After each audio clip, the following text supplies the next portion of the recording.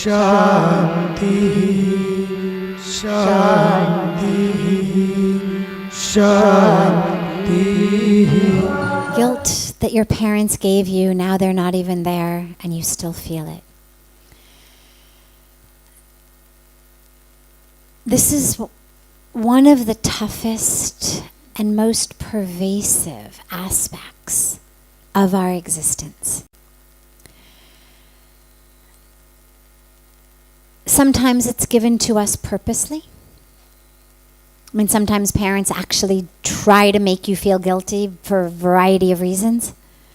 Sometimes they don't try to make you feel guilty. It's just their way of being in the world, their way of speaking, their way of interacting that makes you feel guilty.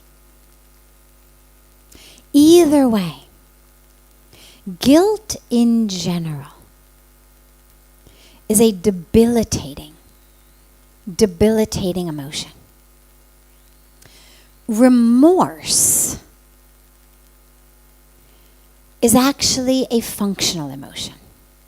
You've done something wrong that has hurt another being. You feel remorse. That's the sadness of, oh my God, I'm so sorry I hurt you. I can't believe it. That's functional. That feeling is what distinguishes us from sociopaths. The knowledge internally that when we hurt another being, that we're hurting ourselves, the inability then to sleep, the inability to eat because you feel remorse about what you've done, that's functional, that's positive. That ensures that you're going to think 100 times before you do the same thing again. So remorse has a purpose. Remorse is also always very specific. You feel remorse that you didn't help the homeless person. You feel remorse that you said something that you didn't mean to say and it hurt someone you loved. Whatever it may be. Guilt is not a functional emotion. It's also not very specific usually. Guilt tends to be much more broad. You are not a good person. You're not a caring person. You're not, in the case with your parents, you're not a good son. And chances are, there are a lot of reasons you're not a good son. You didn't do right by your mother, you didn't do right by your father, you didn't do right by your siblings, whatever it may be. It tends to be more pervasive. And remorse is usually about an action. It's not you are a bad person, it's oh my God, that was a really mindless moment. That was a really ego-filled moment. I let my ego just run away with me. I was so unconscious in that moment. I was so selfish in that moment. So it's an action. It's not you are a miserable human being. Guilt is it's about you. And this is where it's so important to try to remove it from our lives. The problem is it's very insidious because the minute that you say, see, you're such a bad person, you feel guilty. So now you have something else to feel guilty about. You shouldn't feel guilty. So now you feel guilty that you feel guilty. And it goes in these cycles. So you can't remove it by the same means that we normally use. The issue with guilt is you have to look at it. You have to look at it. Guilt functions by us running from it. It functions as a voice of the Almighty. Because you only feel guilty because there is a voice in your head. I mean, you say from your parents. But if you were actually able to look at your parents as two people who were scared, who had unfulfilled expectations about their own lives, who had unfulfilled desires in their own lives, who have issues, and I say this without even knowing them, just because I know they're human, who have issues with their own egos, who have issues in their life that are not looked at, which I say because they've made you feel guilty, which means that they are expecting something from you for them, which means I have things that I'm not looking at in my own life, that somehow my life, my happiness has become your responsibility. But if you're able to really look at them like that, with compassion, with love, but with not giving them the quality of the omnipotent, omniscient, almighty that we give, that guilt would dissipate. If you were walking down the street, so let's say, for example, you're in a foreign country, your wallet with your passport and all your money has just been stolen. You don't have a rupee or a dollar to your name.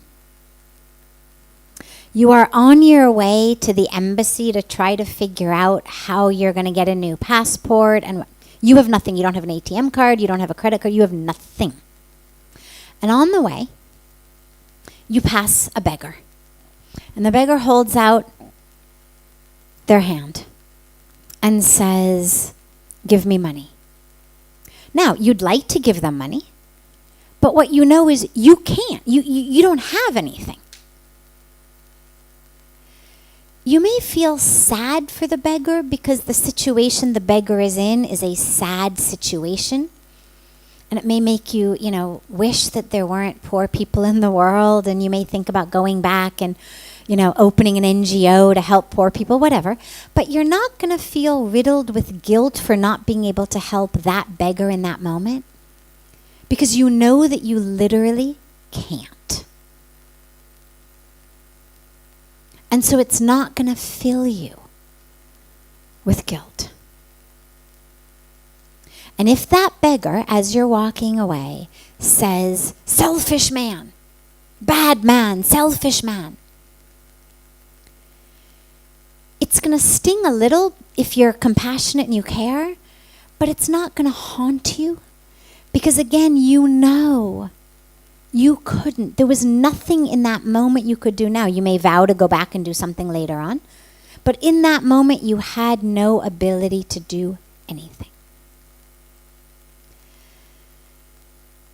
The voice of our parents is a voice that looms in our brain as the omnipotent, omniscient voice. And so instead of looking at them as humans with their own issues, with their own attachments, with their own desires and expectations and fears and confusion and ego and identities and all the things that we all have, we see them as this omniscient being. And even when that which they ask of us is something we cannot do, that voice looms as the voice of the Almighty. Selfish, bad. And it stays with us. And this is where it's so important to be able to really look at it objectively. As I was saying just the other night, the age at which most of our parents have us is mid-20s. Okay, anybody here 25 or younger, raise your hand. Anybody 25 or younger? If you're 25 or younger, stand up for a moment. Just stand, that's okay, just stand up for a moment. All right, everybody else look at them. Do they look omnipotent to you? They're very sweet. You can sit down, back down. They're very, thank you. They're very sweet. They're babies. Right? I mean, other than the one who really was a baby. I mean, you guys are adults, but you're not omnipotent beings. From the perspective of someone who's no longer 25, you look like babies. But we infuse in our parents, who in the vast majority of cases were right around that age when they had us. It's been my generation. I just turned 47. It's my generation that has started having children in their mid to late 30s or even 40s. But pretty much every generation before my generation as parents, mid-20s is common. And it's still common in most of the world. It's just America that, and some of the West that has changed that cycle. They were young. They were scared. They have their own issues. But we take in our lives that which they say as canon. It molds the very being of who we are. And if you could really, one of the things I actually find really helpful is find pictures of your parents when you were very young. Get pictures. Let's say your parents had you when they were 25. Well, find a picture of your mom and dad when they were 25 or 27 or 30 when they were, telling you bad boy, stupid, worthless, Look at pictures of them. They're going to look like babies. They're not going to look like the omnipotent beings of your psychic memory.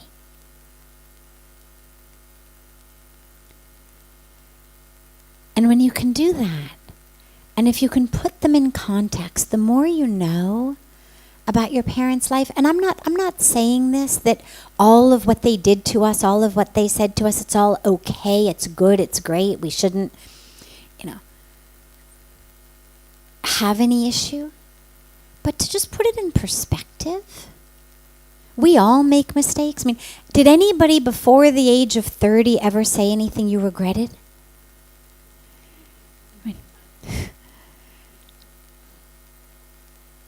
Did anybody before they were 30 say hurtful things to someone they loved? Do stupid things? Do any of us look back on those years and think, oh my God, I can't believe I did that. I can't believe I thought this was important. I can't believe I was so attached to that, whatever it may be. We look back on those years and we think, my God, thank God they're over.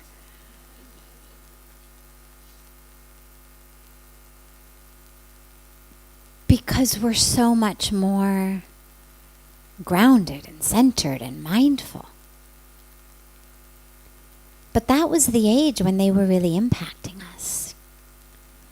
And so if you can really try to get a vision of it in context, here's what my mom was going through. Here's what my dad was going through. Here's why they weren't always available in that way, whatever the story may be. And it doesn't mean that your feelings of hurt or pain or anyone's are wrong and that you should feel guilty for feeling badly. It just gives you some perspective. And with that perspective, what you realize is, I have a choice to carry on what they told me. I'm no longer that age, but I've carried it for all these years. I have a choice. They said it to me at a time in their life when they were scared, confused, upset, whatever it was. Patterns in their life were not moving how they wanted to. That's why they have filled me with guilt. That's why they have given me the responsibility for their happiness in such a way that I feel guilty. But you don't have to carry that anymore. And letting that go, the last important point on this is letting that go is not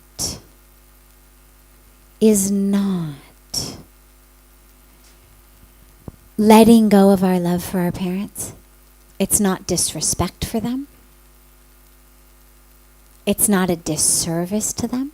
Rather, it's a service to them, because it's freeing them of the karmic bond of things that I'm sure they regret saying, regardless of whether they're still in the body or not still in the body. Things that were said and done at a time of their life that they would probably redo if they had an opportunity to. Just like we'd all redo certain times of our lives if we had the opportunity. So you now have the choice. And use that choice. Actually, the last point I wanted to mention on this is one of the reasons we hold on to guilt sometimes is it's that which connects us still to our parents. And if we let go of the guilt, it feels like we are cutting ourselves off from them. And so the guilt is that last bond. If I can just feel guilty enough, I'll stay connected to them in some warped sort of way. And this is where it's also really important to find within yourselves whether they're still alive and you have a relationship, fantastic. Still alive, you don't have a relationship, okay. No longer alive, okay. In any of these circumstances, how can you find a connection to them that doesn't rely on them saying to you, you are the best son ever? That doesn't rely on them saying, I'm so sorry.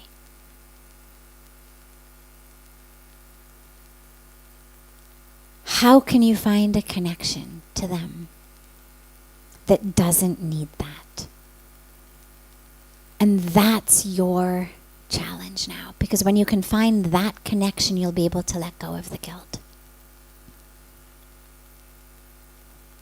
So find that in your heart. And even if the only connection is thank you for bringing me into the world. Thank you for feeding me when I was hungry. I mean, even if it's just that, find a connection so that you don't need to hold on to the guilt to keep the relationship alive.